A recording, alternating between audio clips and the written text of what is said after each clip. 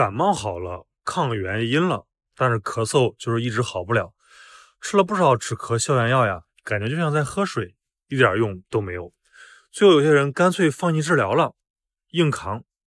大家好，我是马超医生，今天我要严肃的告诉大家，咳嗽啊别硬扛，后果比你想象的更严重。只有科学的应对，才能少遭罪。感冒、流感后呀，咳嗽反复不止，这种情况你可能正处在一个非常尴尬的阶段，叫做感染后咳嗽，也叫 PIC。这临床上太常见了，大概4个人里就有一个中招。典型特点就是阵发性干咳，一说多话，一吸到冷空气，闻到点烟味啊，就咳得停不下来。这个咳嗽可能会持续3到8周。为什么会这样？你要理解，这已经不是病毒在作怪了，而是你的呼吸道在打完一场大仗后，战场还没清理干净。最关键的是啊，你的气道神经已经变得高度敏感了，就像一个过度警觉的哨兵，一点风吹草动，他就拉响警报。这在医学上叫做气道高反应性。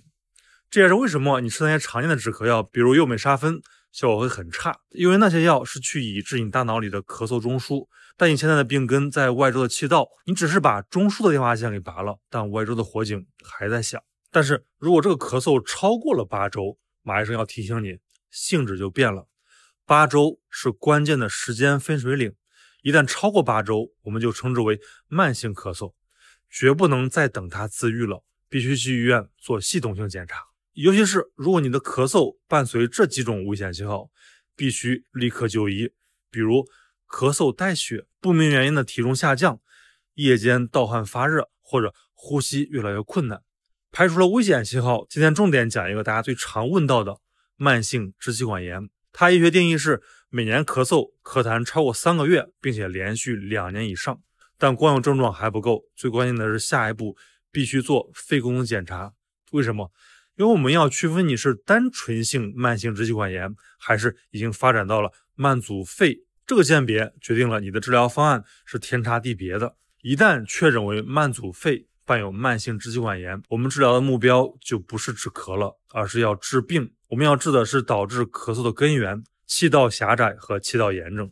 所以治疗的核心用药根本不是止咳药，而是支气管扩张剂，特别是长效的，它们是需要每天规律吸入的，目的是把狭窄的气道撑开，让你呼吸顺畅。如果你的急性加重很频繁，或者炎症指标比较高，医生还会给你加上吸入性糖皮质激素，也就是激素和支气管扩张剂的复合制剂，用来强力抑制气道的炎症。此外，还有一类大家很熟悉，就是祛痰药，比如 N 乙酰胞胱氨酸、索甲斯坦，它们的作用是把痰液的分子结构破坏掉，让痰液变稀，更容易咳出来。那说到祛痰止咳和抗炎，最近也有些人问我复方菠萝蛋白酶肠溶片这个药有什么特点？它是一种从菠萝中提取的蛋白水解酶，正因为它是一种活性酶，所以必须做成肠溶片，来保护它不被胃酸破坏，确保它能在肠道被吸收并发挥全身作用。它的优势在于其独特的多靶点机制。慢性支气管炎最让人头痛的就是2件事：痰多、咳嗽、发炎。而菠萝蛋白酶恰好能同时处理这2个问题。首先是强大的粘液溶解作用，它作为一种蛋白酶，可以直接切断各种痰液骨架的蛋白质，把粘稠的浓痰降解，让它变得稀薄，更容易被咳出来。痰咳出来了，咳嗽也会少。更关键的是啊，它还具有明确的抗炎活性，这一点是它与很多传统止咳祛痰药的核心区别。它可以通过多条通路，比如抑制像 NF-κB 这样的关键炎症开关，来减少促炎因子的释放，从而帮助控制气道的慢性炎症。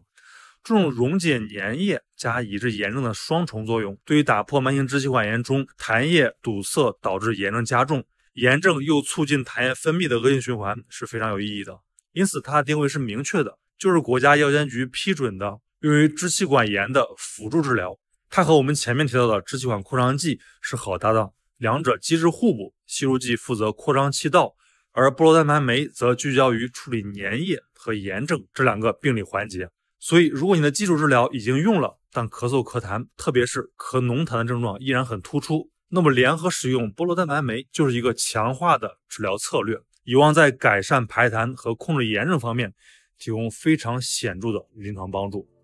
最后马医生想强调，无论哪种咳嗽，药物都只是管理的一部分。对于慢性支气管炎患者来说，有2件事和吃药一样重要，甚至更重要。